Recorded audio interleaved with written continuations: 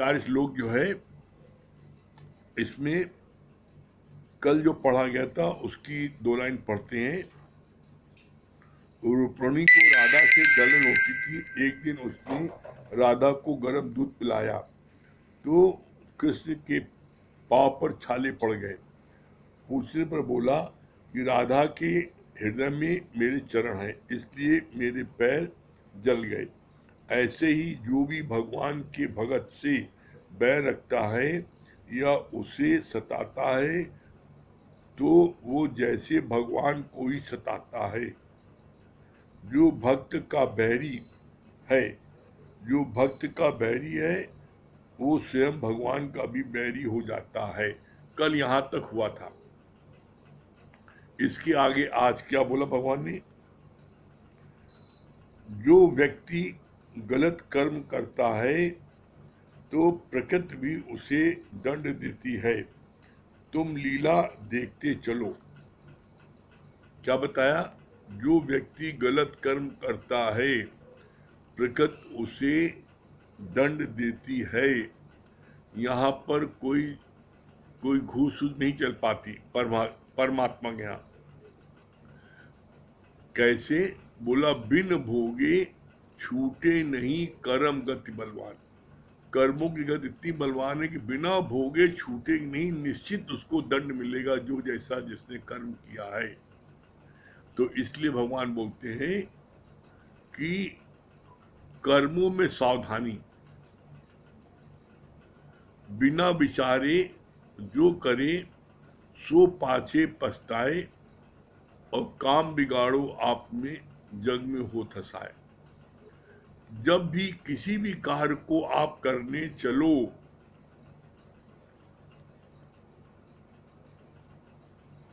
दो बार कम से कम जरूर विचार करो कि इस कार्य को करने से मेरी उन्नत होगी या मेरी अवनत होगी। इस कार्य को करने से क्या किसी को पता लगेगा तो हमको उसके सामने शर्मसार तो नहीं होना पड़ेगा।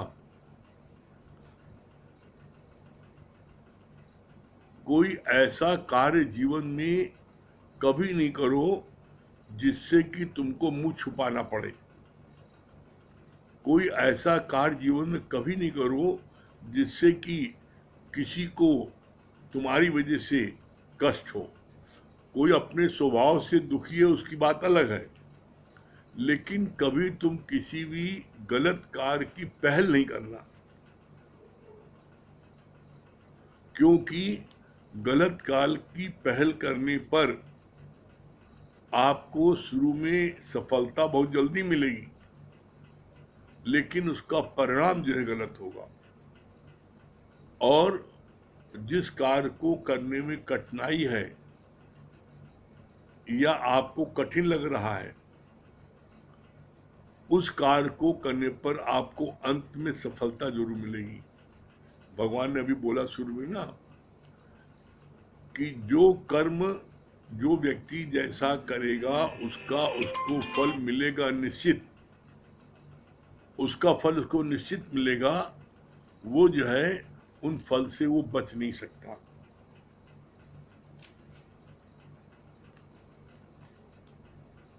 फिर इसके आगे बोला, कितनी अच्छी समझ दी गुरु ने।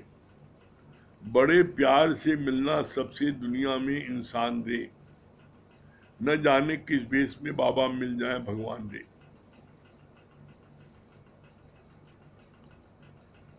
जिससे भी मिलो बड़े प्यार से मिलो। किसी को नफरत की निगाह से नहीं देखो और न उससे गलत ढंग से मिलो। क्यों? क्योंकि जब भगवान ने कहा इस बात को कि मैं चींटी से लेके हाथी तक, राई से पर्वत तक, जड़ चेतन सब मैं ही बना हूं, तो जो भी आपसे मिलने आ रहा है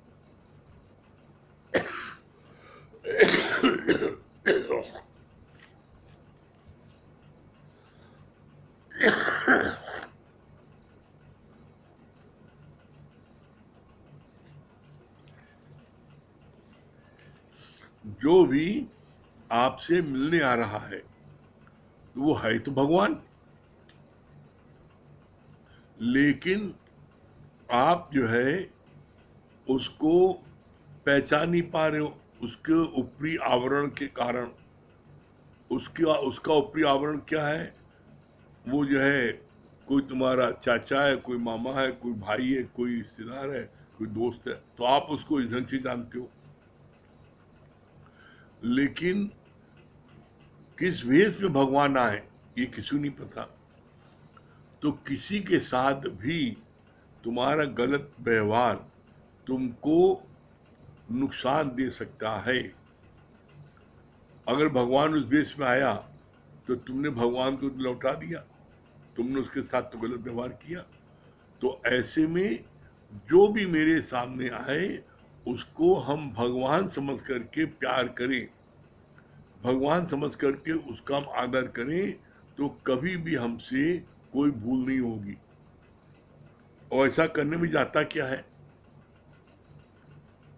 फिर आगे बोला भगवान ने, चैरिटी बिगिंस एट होम। पहले अपने घर परिवार में भगवान देखना शुरू करो। जब स्वयं में परमात्मा का दीदार करोगे तभी तुम्हें सर्वत्र प्रभु दिखेगा। क्या बात बोली भगवान ने?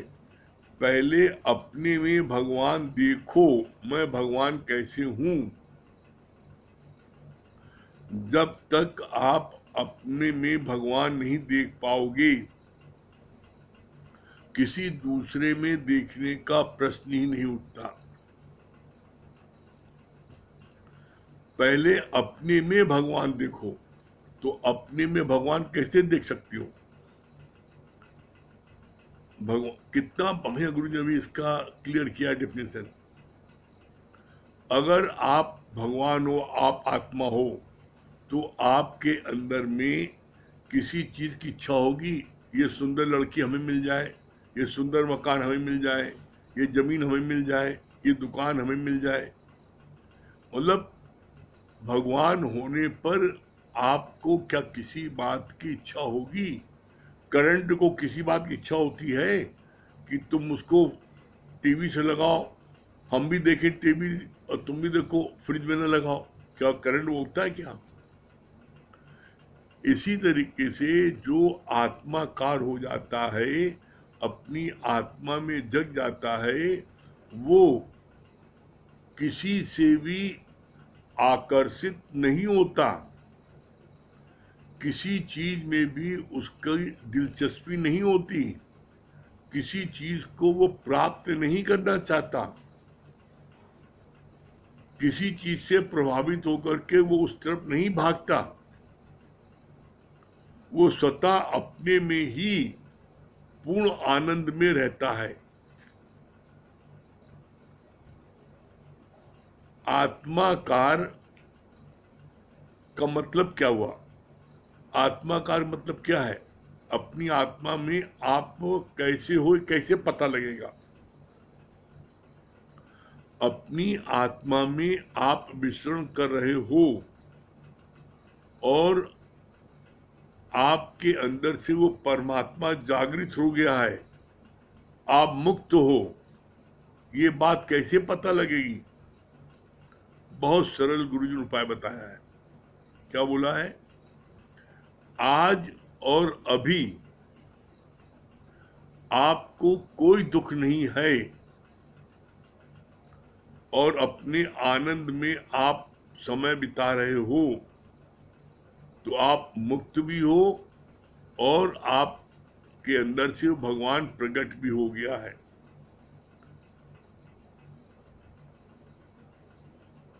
जीव भाव में कोई भी व्यक्ति जब तक रहेगा उसके अंदर से इच्छाएं समाप्त नहीं होंगी। किसी न किसी प्रकार की कोई न कोई इच्छा उसके अंदर बार बार आ जाएगी। और यहाँ गुरुजी ने बोला, इसको एक लाइन में बोला है। एक लाइन क्या है? सर्व दुखों की निवृत्ति और परम आनंद की प्राप्ति, यही है मुक्ति और यही है प्रकट होना। आप देख लो, आप हर समय एवर लास्टिंग हैप्पीनेस आपके अंदर नहीं है। आपके मन की बात हो जाती है तो आप खुश हो जाते हो, मन की बात नहीं होती दुखी होते हो, व्यापार में नुकसान हो जाता है दुखी होते हो, बिक्री कम होती है दुखी होते हो, बच्चा कहना नहीं मानता दुखी होते हो। जब वो कहना मानता है, तुम्हारी बिक्री ज्यादा होती है, प्रॉफिट ज्यादा होता है तो तुम खुश होते हो। तो ये एवरलास्टिंग हैप्पीनेस नहीं है। ये जीव भाव में रहने वाले व्यक्ति के अंदर में ये रिएक्शन होता है सुख और दुख का। जो अपनी आत्मा में जागृत हो जाता है वो हर समय अपने आनंद में रहता है, एवरलास्टिंग हैप्पीनेस उसके रहती है। और वो कैसे बोला, सर्व दुखों की निवृत्ति, कोई दुख नहीं अब। ब्रह्म ज्ञानी के लिए कोई दुख क्यों नहीं है? क्योंकि किसी चीज में उसकी कोई इच्छा ही नहीं ना। किसी पदार्थ में, किसी जीव में, किसी लड़का, किसी लड़की, किसी उसमें उसकी कोई इच्छा ही नहीं ना। जब इच्छा ही नहीं ना तो दुख काहे का होगा? दुख तो मेरे को तब होता है जब हम ये जानते हैं ये मेरा बेटा है और मेरा कहना माने। मेरा कहना नहीं मानता है तो मैं दुख होता है। तो गलती जो पहली आ गई, आपने अपना बेटा माना ही क्यों? अरे है वो भगवान, वो अपनी लीला करने आया है और तुम उसको अपना बेटा समझ रहे हो। तो ऐसे में जब आप जीव भाव में रहोगे तो आपको अपना बेटा बेटी, पति पत्नी, भाई बंधु सब दिखाई पड़ेंगे। और जब आप आत्म भाव में रहोगे, नहीं मैं आत्मा हूं, मैं ब्रह्म हूं, तो क्या ब्रह्म की कोई लड़का लड़की होता है? जब आप ब्रह्म का वृत्ति में हर समय रहोगे तो हर समय आपके अंदर से आनंद की अनुभूति होती रहेगी। और वो जो है, इसी आनंद की अनुभूति जो है आप अपनी बढ़ाते जाओ, 24 घंटे इसी आनंद में रहो, तब होता है प्रकट होना। ऐसा थोड़ी होता है अभी प्रकट हुआ और फिर गायब हो गया, ये नहीं, ये ठगी है। एक बार परमात्मा प्रकट हो गया तो उसके ऊपर धूल हो सकती है, गर्दा आ सकती है। आप सत्संग नहीं बैठोगे तो आपके ऊपर गर्दा आ जाएगी, लेकिन जब जीवन गुरु आएगा उस गर्दा को हटा देगा, आपका भगवान फिर प्रकट कर देगा।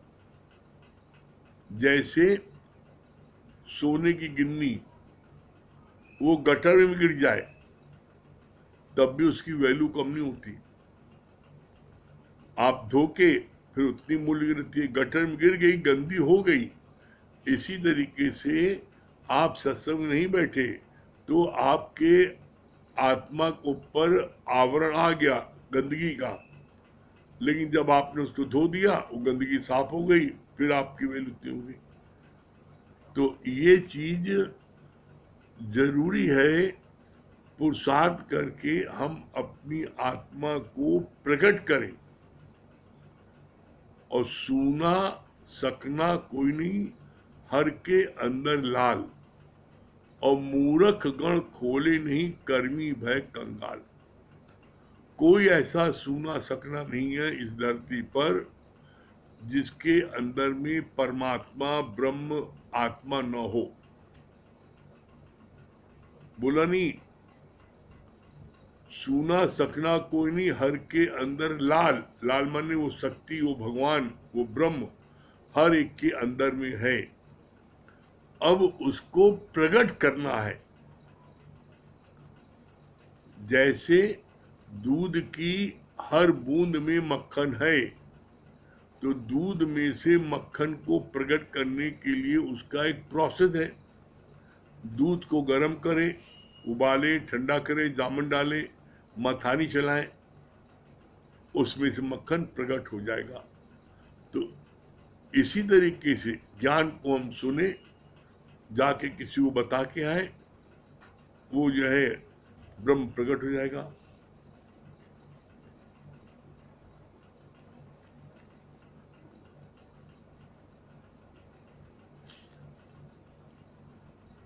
ब्रह्म प्रकट करने के लिए जैसे दूध में से मक्खन को प्रकट करने के लिए प्रोसेस है, उसी तरीके से दूध में से मक्खन को प्रकट करने का प्रोसेस है।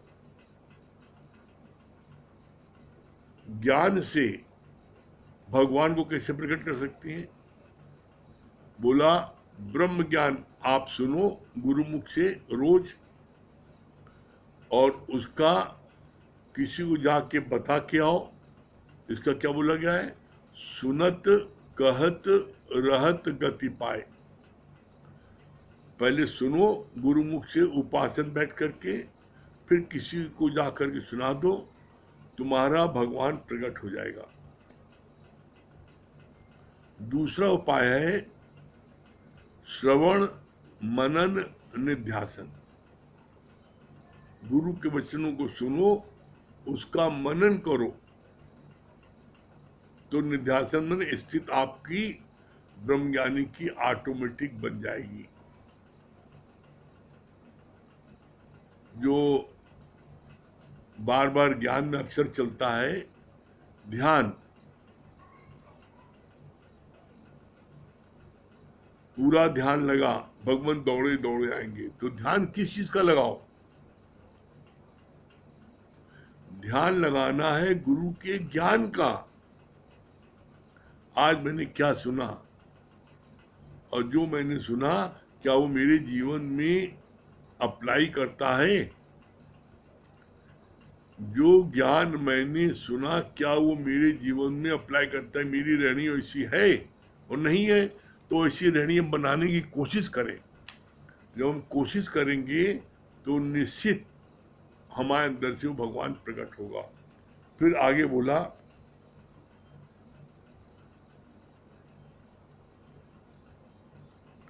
Charity begins at home. पहले अपने घर परिवार में भगवान देखना शुरू करो। जब स्वयं में परमात्मा का दीदार करोगे तभी तुम्हें सर्वत्र प्रभु दिखेगा। इसके आगे बोला मुझसे उत्पन्न है संसारा, चंदा सूरज विद्युत तारा। जला हुआ दिया खुद को रोशन होता ही है, पर दूसरों को भी रोशनी देता है, और बुझा हुआ दिया तो ठोकरें खाता है। कितना सुंदर बोला गुरु ने। जला हुआ दिया, बोला आप तरे औरन को तारे। ज्ञानी जो है जला हुआ दिया है, वो आप भी भव से पार जाता है, और अपने साथ में अपने साथियों को भी वो भव से पार कर देता है। आप तरे औरन को तारे। तो जला हुआ दिया जो है खुद प्रकाशवान है, और वो सब तरफ प्रकाश अपने चारों तरफ फैलाता है, जिससे लोगों को ठोकर न लगे। लेकिन जो बुझा हुआ दिया है, मतलब जो अज्ञानी है, वो दुनिया को ठोकर मारते हुए चलते हैं और ठोकर खाते हैं। बुझा दिया सबके पैरों के तले आता है।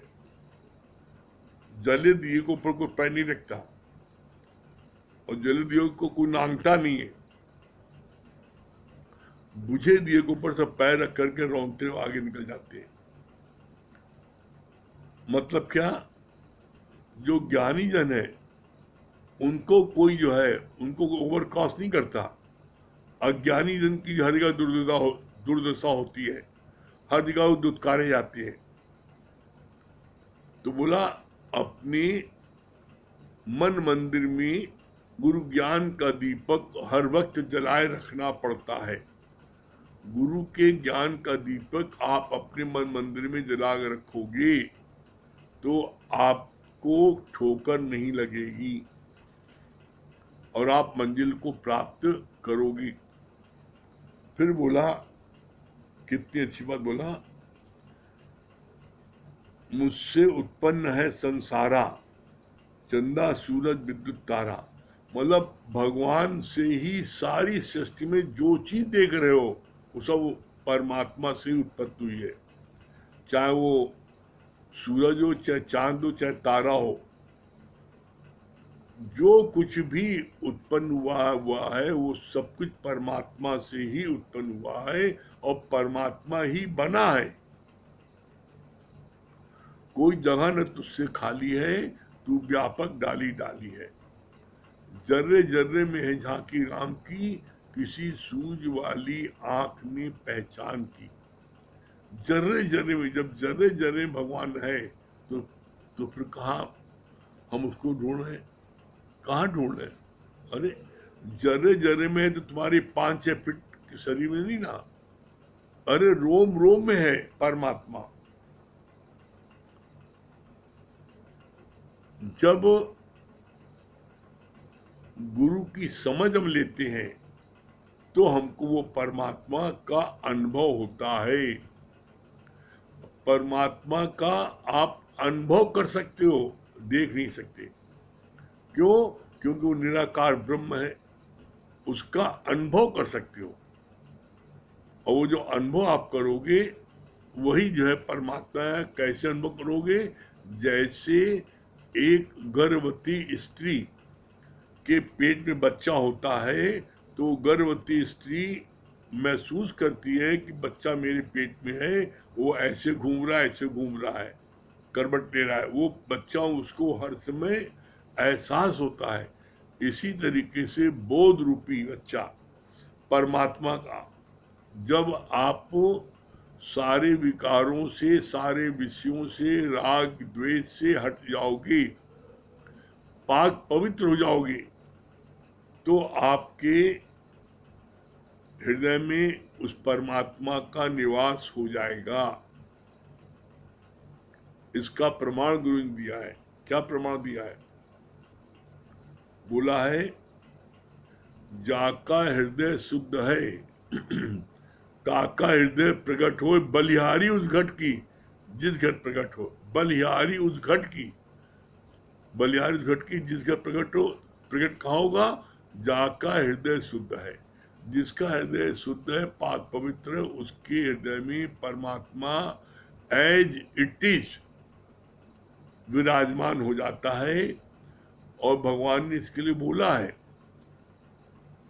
कि जिसका शुद्ध हृदय होता है, मैं उसके हृदय में विराजमान होकर के वहां से ही सारे कार्य को करता हूँ। एज इट इज मैं उसमें समा जाता हूँ और सारे कार्यों को मैं उसी घट में बैठ करके करता हूँ। तो अगर आप चाहते हो भगवान आपके अंदर प्रकट हो जाए तो आपको सारे विषय, सारे विकार, राग द्वेष, ईर्षा, जलन, सड़न, कुड़न, नफरत सब आपको छोड़नी पड़ेगी। और यहाँ हम एक बात और आपको अपने जीवन के अनुभव से हम कह रहे हैं, यहाँ छोड़ना कुछ नहीं पड़ता। हमने तो ये महसूस किया है, आप बस सत्संग रोज बैठते जाइए, सारे विषय विकार राग द्वेष अपने आप भागते हैं। हम देख रहे हैं कैसे भागते हैं। जैसे आपके चावल में घुन बहुत है और वो घुन को आप कितना निकालने की कोशिश करो, नहीं निकलता एक एक। उस चावल को आप धूप में फैला दो, सारा गुण अपने आप भाग जाता है। सारा गुण अपने आप को भाग जाता है और वहां पर वो टिक नहीं पाता। आप उसको रोके, रुको रुको तब भी भागता है जहां उसको सूर्य की तेज गर्मी लगती है। इसी तरीके से जब गुरु की तेज वाणी चलती है तो सारे विषय विकार राग द्वेष अपने आप तेजी से शरीर से भागते हैं। एक भी विषय विकार राग द्वेष टिक नहीं सकता। जब आप सत्संग की रोज धरती पर बैठोगे तो इसकी जो गुरु की जो तेज वाणी है, वो तेज वाणी आपके अंदर के सारे विषय विकारों को नष्ट कर देगी। जैसे तेज धूप चावल के घुन को मार देती है, अगर कोई और टिकटा तो मार देती, बच नहीं पाता, इसलिए सब भागते हैं। और हमने तो कुछ नहीं किया, बस सिर्फ सत्संग आगे बैठते गए। सिर्फ एक बात गुरु जी की गांठ बांध दी, कुछ हो जाए सत्संग में बैठना है। और सत्संग में आप बैठते जाओ, आप देखोगे पहले से आपका क्रोध कितना कम हो गया है, लोभ कितना कम हो गया, मोह कितना कम हो गया, अहंकार कितना कम हो गया है, विषय में सब चीजों में कितनी कमी आ गई है। ऐसे ही धीरे धीरे धीरे धीरे वो कम होता जाएगा और एक दिन समाप्त हो जाएगा। और जिस दिन समाप्त हो जाएगा उसी दिन भगवान परमात्मा ब्रह्म प्रकट हो जाएगा। इसमें आप ढिलाई नहीं करो बस। और जब परमात्मा प्रकट हो जाएगा तो फिर हमें इसी दायरे में, इसी लक्ष्मण रेखा के अंदर रहना है जिसमें कि आत्मा को ऊपर धूल न चढ़ने पाए। फिर आगे बोला, सूर्य है स्वयं प्रकाश, कहीं से भी सूर्य रोशनी उधार नहीं लेता। तुम्हारी आत्मा भी स्वयं प्रकाश है, केवल ऊपर से धूल आ गई है। इस धूल को हटाओ तो स्वयं तेरी आंखें चौंधिया जाएंगी। सूरज न बन पाए तो बन के दीपक जलता चल। दीप जलने से भी अंधेरा और उससे उत्पन्न होने वाला डर भी दूर हो जाता है। कितनी सुंदर बात गुरु ने बोली है कि अगर सूरज नहीं बन पाए, बनने का लक्ष्य तो है सूरज, अगर सूरज न बन पाए तो दीपक बनकर के जलते रहना। क्यों? क्योंकि अगर हॉल में अंधकार है तो उसके अंदर एक दीपक भी जल जाएगा तो कम से कम ठोकर नहीं लगेगी, सब चीज दिखाई पड़ेगी। तो लक्ष्य हमारा है सूर्य बनने का ही। लेकिन अगर किसी कारण से नहीं बन पाए तो भगवान ने क्या बोला, दीपक बंद करके जलते रहना और सबके जीवन में दीपक का प्रकाश देना, जिससे हर कोई ठोकर खाने से बच जाए।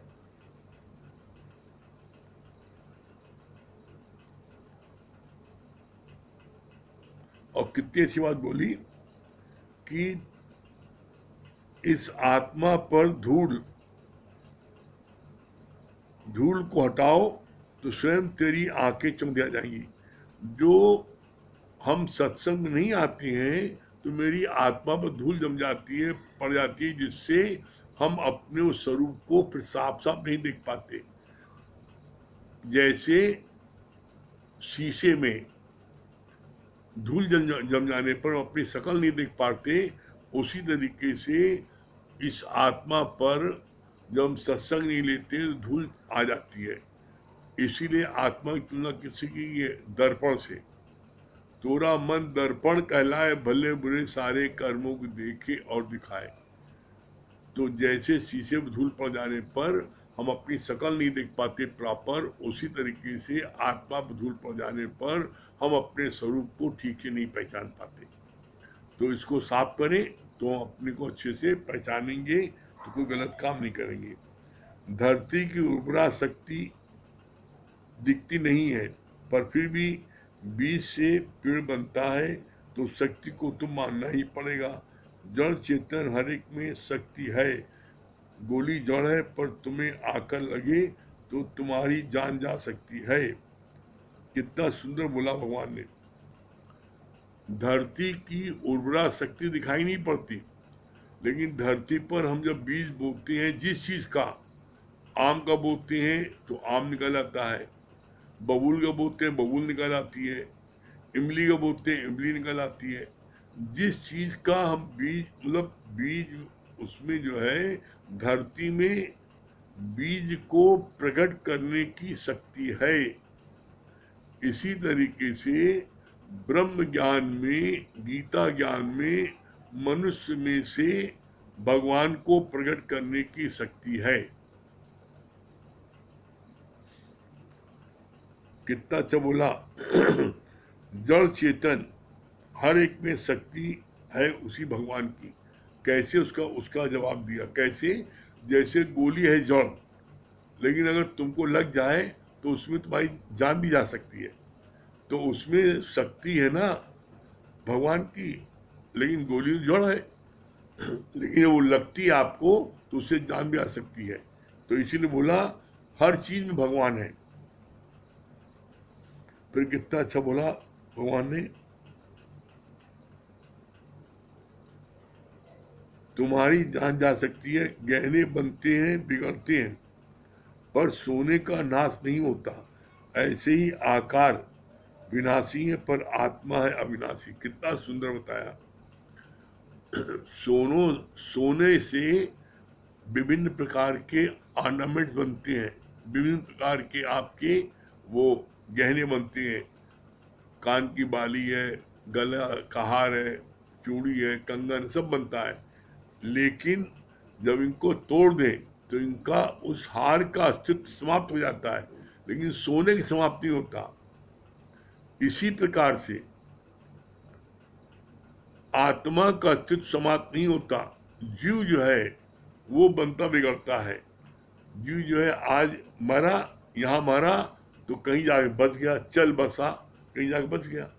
जैसे सोने का जो गहना बनता है, गहने को गला दो, सब गहने को, चूड़ी है, कंगन है, अंगूठी है, जंजीर है, सब गला दो, तो क्या हुआ, वो हार गल गया, लेकिन सोना तो है ना। फिर आप दूसरा बनवा लो सोने से। इसी तरीके से आत्मा नहीं मरती, जीव मरता है और जीव फिर पैदा होता है। फिर कितनी अच्छी बात बोली भगवान ने। ऐसे ही आकार विनाशी है पर आत्मा विनाशी है। देह नष्ट होती है, आत्मा नष्ट नहीं होती है। यहाँ पर गुरु हमारे जीवन की कॉपी नहीं जांचता और न ही वो हमें मार्क्स देता है। ऐसा नहीं कि तुम अंदर में कोई विकार रख कर अपने को 100% नंबर दोगे। अंदर बैठा विवेक तुमको अपने किए हुए सही और गलत कर्म की सजा देता है। दादा भगवान ने कहा कि तुम मेरे सामने 10 मिस्टेक करते हो, मेरे बिना तो 100 मिस्टेक करते होगे। कितना प्यारा भगवान ने बोला है।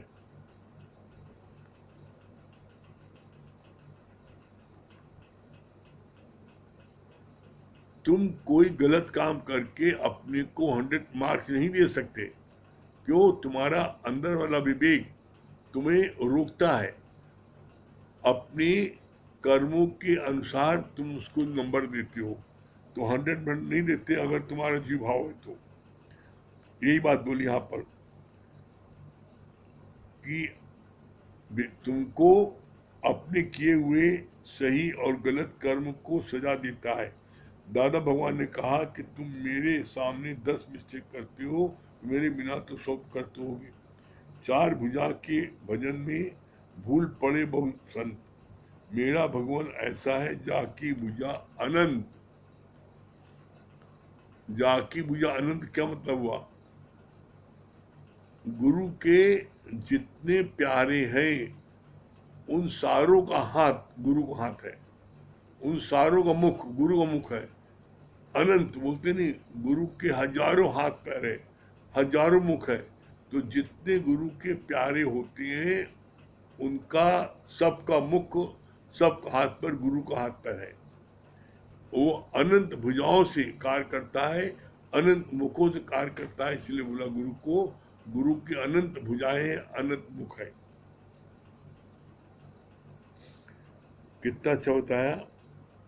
दिया का अर्थ है जो देता है। तुम्हारे पास भी जो कुछ है वो सर्व को देते चलो। दिवाली को गिफ्ट देते हैं पर उनकी गिफ्ट है वस्त्रों, ड्राई फ्रूट्स की, पर तुम ज्ञान की, प्रेम की गिफ्ट देते चलो। अज्ञानी जीव की हालत कभी कैसी।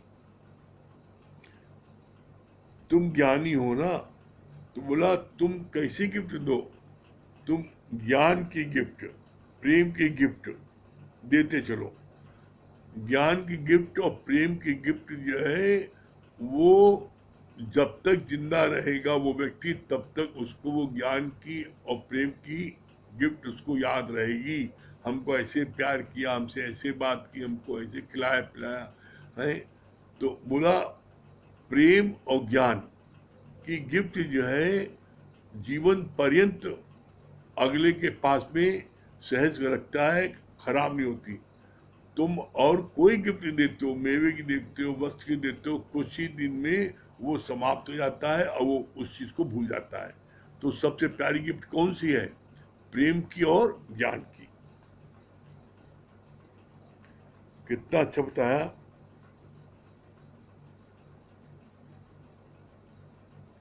अज्ञानी जीव की हालत कभी कैसी, करे जो अपने पर कृपा, तो अभी का अभी बदल जाए।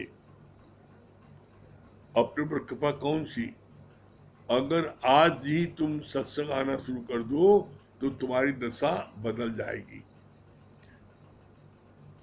अनुकूल परिस्थितियों में तुम खुश रहते हो और प्रतिकूल हालत आते ही तुम्हारी खुशियां खत्म हो जाती है। जो तुम दुखी होते हो तो यही तुम्हारे गलत कर्म की सबसे बड़ी सजा है। क्या बोला? जो तुम दुखी क्यों होते हो? अपने गलत कर्मों के कारण जब तुमको कष्ट आता है, दुखी होते हो, तो बोला इसी कारण से बिन भोगे छूटे नहीं कर्म बदलवान। जब कर्म करते समय तुमने सावधानी नहीं बरती तो फिर जब दुख आता है तो तुम रोते क्यों हो? यहाँ कोई सिफारिश काम नहीं चलेगा। तुमने गलत कर्म किया तो निश्चित तुमको दुख, उसका कष्ट भोगना पड़ेगा, और जब कष्ट मिलेगा तो तुम्हें दुख भी होगा। फिर बोला भगवान ने, तुम्हारे गलत कर्म की सबसे बड़ी सजा है तुमको किसी से कुछ नहीं चाहिए, तो जीवन में तुम्हें कोई बुरा नहीं दिखेगा। सत्य की राह पर कोई साथ नहीं देगा, राही चल अकेला। क्या भगवान ने कहा? सत्य के मार्ग पर तुमको अकेला चलना पड़ेगा, कोई तुम्हारा साथ नहीं देगा, लेकिन परमात्मा तुम्हारे साथ साथ रहेगा। तुम सत्य चलोगे, परमात्मा तुम्हारे साथ रहेगा। और जब तुम्हें किसी से कुछ चाहिए नहीं तो फिर काहे बात का संकोच, काहे बात का लिहाज? कोई नहीं आता है अपने रास्ते, वो खुश अपनी जगह, आप अपनी जगह खुश। आपके प्रकाश में नहीं आ रहा है तो आप उसके अंधकार में क्यों जा रहे हो? उसके अंधकार में जाने की आवश्यकता नहीं है।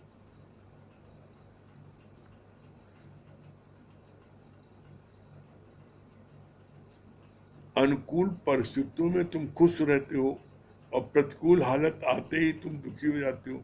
भाई ये तो अज्ञानी के लक्षण है। हमारे अनुकूल चीज हुई तो हम खुश हो गए, और हमारे विपरीत हुई तो हम उससे दुखी हो गए। ये तो फिर हमारे सत्संग में आने का, गुरु की शरण में रहने का क्या फायदा? हमें फायदा तब है जब हम जो है क्या आते हैं, कैसी परिस्थिति आए उससे हम दुखी न हो। कब नहीं होंगे? जब हम किसी में कोई इच्छा नहीं रखेंगे। लास्ट में क्या बोला भगवान ने? जो जीवन में तुम्हें कोई बुरा नहीं दिखेगा, तुमको किसी से कुछ नहीं चाहिए, तो जीवन में तुम्हें कोई बुरा नहीं दिखेगा, सत्य की राह पर कोई साथ नहीं देगा, राही चल अकेला। तुम्हारे गलत कर्म की सबसे बड़ी सजा है तुमको किसी से कुछ नहीं चाहिए। तुम्हारे गलत कर्म की सजा है, तुम दुखी होगे गलत कर्म करने पर, और तुम जीवन में जब किसी से कुछ नहीं चाहोगे तो तुमको किसी की कोई बात बुरी नहीं लगेगी। जब तुम किसी को चाहते हो और तुमको नहीं मिलता तो तुम दुखी होते हो, प्रभावित होते हो और अपने स्वरूप से हटते हो। तो अपने स्वरूप से हम क्यों हटते हैं? अगर हमें किसी से कोई चाहना ना हो तो हम हर समय अपने स्वरूप में रहेंगे। इसका प्रमाण है, चाह चमारी चीमड़ी अति नीचन से नीच, और तू तो पूरन ब्रह्म था यदि चाह न होती। यदि कोई चाहना न हो तो पूरे पूरे ब्रह्म हो। तुम्हारी चाहना ने तुम्हारे को गिरा दिया है, तो इसलिए आज से हमें कुछ नहीं चाहिए। आज 11वें अध्याय का 1 से लेकर 4 श्लोक कंप्लीट हुआ। ठीक है,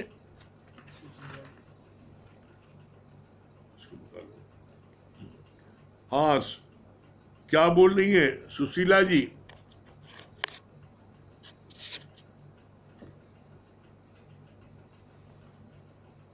सुशीला जी क्या बता रही हैं?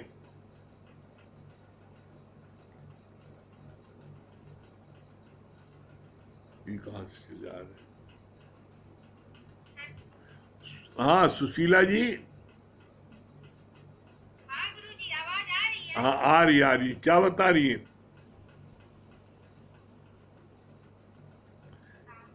हरिओम गुरुजी। हरिओम, क्या बता रही है? बहुत अच्छी बात मतलब बताएं कि मतलब पहले भगवान अपने में देखे, हम हाँ देखना है पहले अपने में देखे, फिर हम हाँ दूसरे में देख सकते हैं। हाँ और दूसरी बात बहुत अच्छी, ये बात बहुत अच्छी लगी कि जैसे हमारे अंदर किसी से अगर कोई अपेक्षा ना रहे, कोई चाहना ना रहे, तो हम दुखी नहीं हो सकते हैं। मतलब चाहना के कारण ही हम दुखी हो हाँ, जाते हैं। बहुत सुंदर, ये बात बहुत अच्छी है। बहुत सुंदर। हाँ हरिओम। सुनैना जी, हरिओम। हाँ भैया हरिओम। हरिओम, क्या बता रही हैं? हमको आज हमने हमारे जीवन में एक ऐसा अनुभव हुआ कि पक्का मतलब कहते हैं सरकारी कागज में मुहर पे मुहर लगती है तो वो बड़ा दस्तावेज बन जाता है। जो यार से यार की लड़ाई वाले आप बताते हैं ना कि कबीर ने उसकी झोपड़ी में आग लगाई तो उसके कोठे में लग गई, तो उन्होंने कहा उसमें हम क्या करें, यार से यार की लड़ाई है। मेरे घर में बगल में चाचा का परिवार है, तो करीब 2.5 साल से उनकी फिटिंग से हमारे घर में पानी आता है। सारा हमारा दीवार नीचे का कमरा सब हो गया, तो हम बहुत विनम्रता से हमने 2 बार कहा, बेटी आई थी उनके घर जाके कहीं, उन्होंने ध्यान नहीं दिया, हाँ हाँ करते थे। अभी क्या हुआ है कि वो पानी जो आता था वो ऐसा फटा उनकी तरफ कि पूरा सब जैसे कि बाढ़ आ गई। चलिए बहुत बढ़िया। हाँ चित्रा जी। तो हमको भैया बहुत हाँ हमको चित्रा ये जी, लगा कि बहुत देखिए अच्छा, आप ठीक है। बहुत पैसा खर्चा किया, ये किया, वो समस्या ही खत्म हो गई। चलिए, जो भगवान उनका ही भला करे, कोई बात नहीं है। हाँ चित्रा जी। हरिओम गुरुजी। हाँ हरिओम। हरिओम। हाँ क्या बोल रही चित्रा? बहुत अच्छा बताया। जाका हृदय शुद्ध है, ताका हृदय प्रकट, बलिहारी उस घट की जिसके हृदय में परमात्मा प्रकट हो। बहुत है ना, सुंदर। अपने मन की सफाई तभी देंगे पेतन दिखाई। हरिओम गुरुजी। हरिओम, क्या बोल? संजय भैया, उनको तो हो चुका सुशीला। हरिओम गुरुजी। हाँ हरिओम, क्या बोल रहे संजय भैया? आवाज आ रही है? हाँ आ रही है, क्या बता रहे? बहुत अच्छी बात आपने बताया कि अपने मन को तभी नंबर आप दे सकते हैं जब अपने में सच्चाई रहेंगे आप। गुरु के सामने तो 10 गलतियां करते हैं, बाद में कितनी गलतियां करते होंगे। हाँ तो गुरु को पता चल जाता है, अंदाजा रखता है कि हाँ क्या है, कहाँ स्थिति है किसकी। हाँ तो अपने मन की सफाई तभी हो पाएगी जब ज्ञान अंदर जाएगा। हाँ, ज्ञान लगेगा तो परिस्थिति दिखती है हाँ, कि हम कहाँ खड़े हैं। बहुत सुंदर। ये बात बहुत अच्छी लगी। हाँ विनय भैया, दिनेश भैया, दिनेश भैया। हरिओम, क्या बता रहे दिनेश भैया?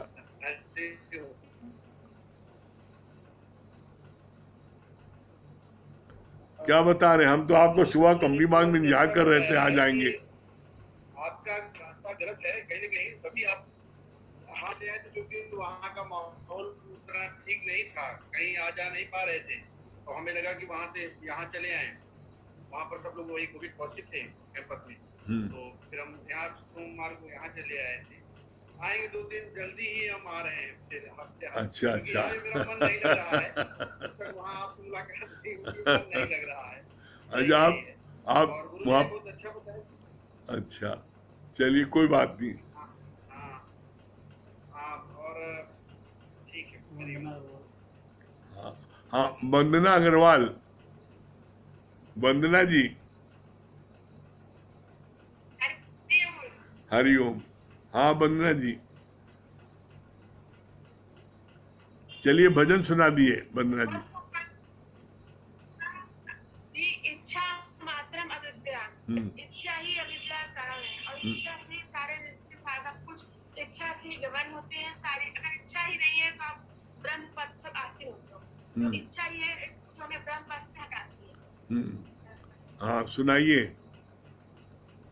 भजन सुनाए। हाँ सुनाइए। ईश्वर सत्य है, सत्य ही शिव है, शिव ही सुंदर है। जागो उठ कर देखो, जीवन जो जागर है। सत्यम शिवम सुंदरम, सत्यम शिवम सुंदरम, सत्यम शिवम सुंदरम, सुंदरम सुंदरम।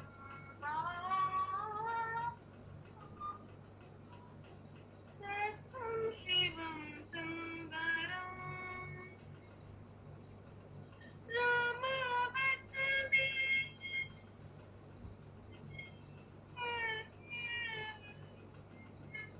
रामावत में, काशी में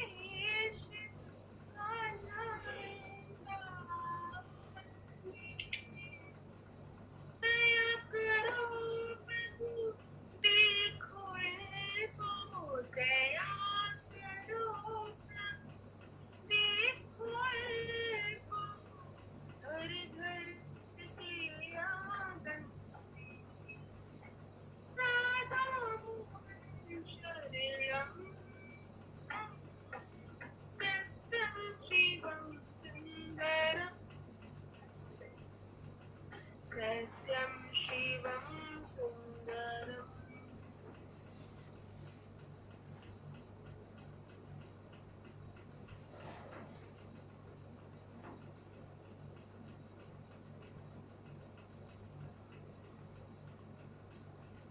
समापन में क्या?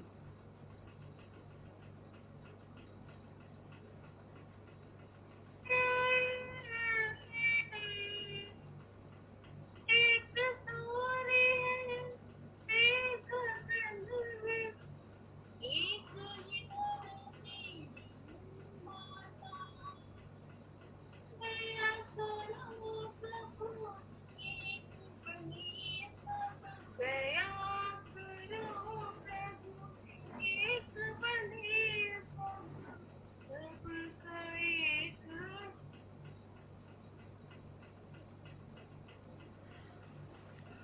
आवाज नहीं आ रही है।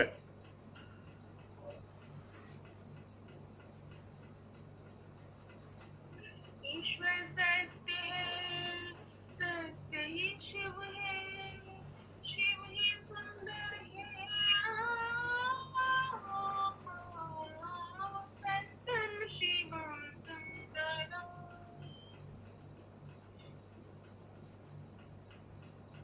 सुंदरम सुंदरम सुंदरम।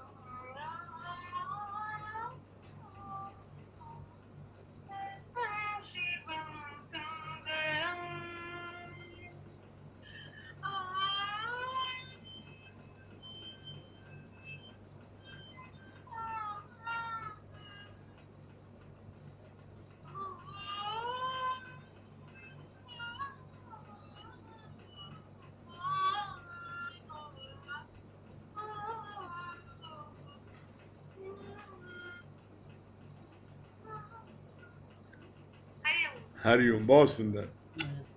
हाँ महेश भैया,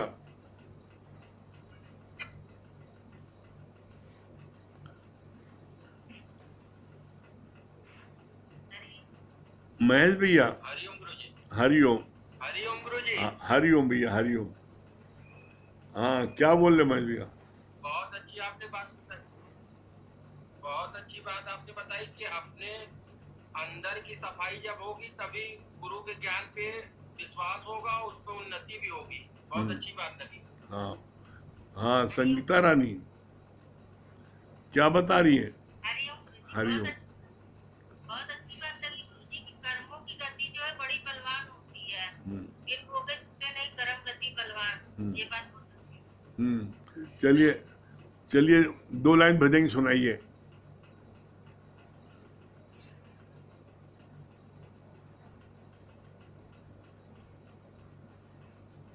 सतगुरु तुम तो हो मेरे गुमान, सतगुरु तुम तो हो मेरे गुमान।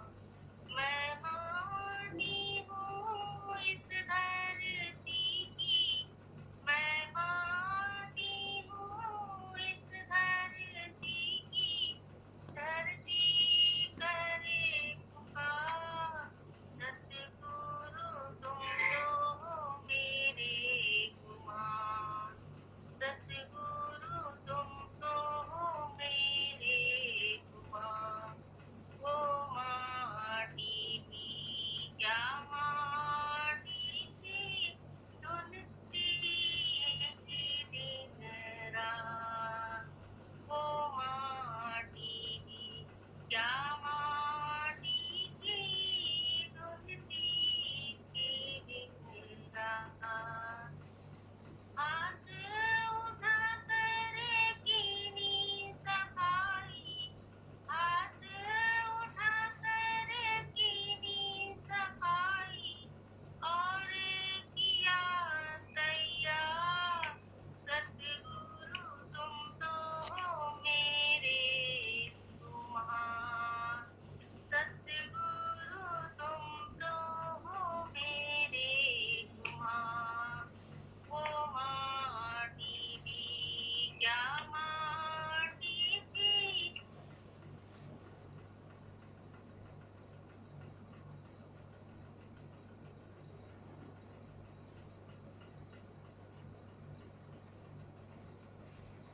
बंद क्यों हो गया? आवाज नहीं आ रही आपकी।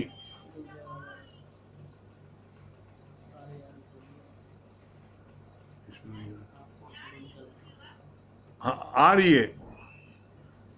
धुलती वो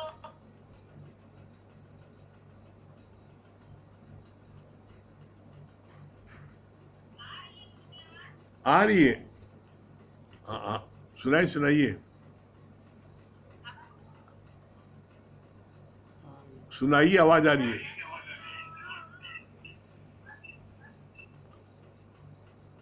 आवाज आ रही है, सुनाइए। हाँ आ रही है।